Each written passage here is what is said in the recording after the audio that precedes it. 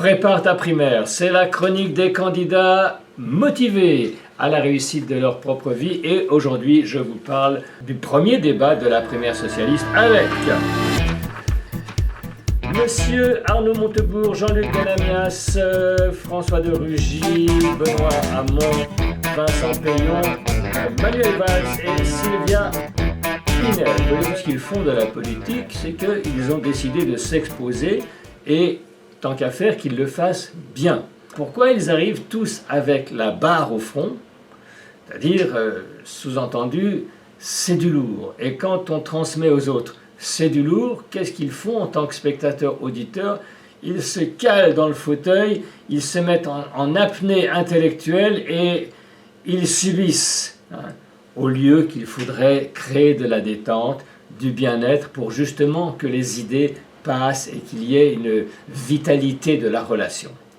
J'ai dit trop de déclamation. Alors, écoutez. Notre pays n'aurait que deux options, l'extrême droite ou la droite dure, Marine Le Pen ou François Fillon. Moi, je le refuse. Rien. La gauche est divisée, mais la France l'est aussi. Entendez que Manuel Valls et Vincent Peillon, c'est un peu la même chose. Tada, da da da da. Dada, dada, dada. Je veux rassembler la gauche, je n'ai pas participé à ces divisions. Je ne les aime pas, elles sont inutiles, elles nous font du mal. Bonsoir. Ma candidature est certainement singulière. Il y a d'abord ça chantonne toujours un peu, je ne sais pas si vous entendez ça. Ce qui se voit et qui permet de rappeler que la politique n'est pas réservée aux hommes. Maintenant Montebourg, vous allez entendre da da da da da da. C'est le côté, moi j'aime bien Montebourg, je les aime bien tous d'ailleurs, mais il y a un petit côté politique à la papa, da da da da da da da da da. Contre les paradis fiscaux, contre l'austérité, pour une 6ème République. Bonsoir.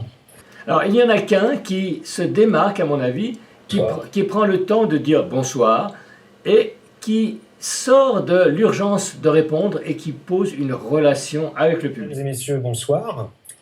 Avant de vous présenter mon projet et mes propositions, je voudrais dire un mot sur le sens de ce débat.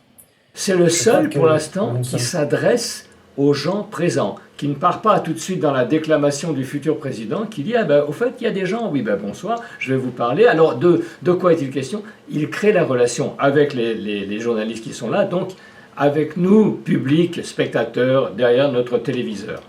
Alors la déclamation, qu'est-ce que ça fait? Ça crée quelque chose de chantant, de chantonnant, qui endort l'esprit, qui crée une espèce d'onde égale qui ressemble à une certaine onde qu'on va utiliser en relaxation.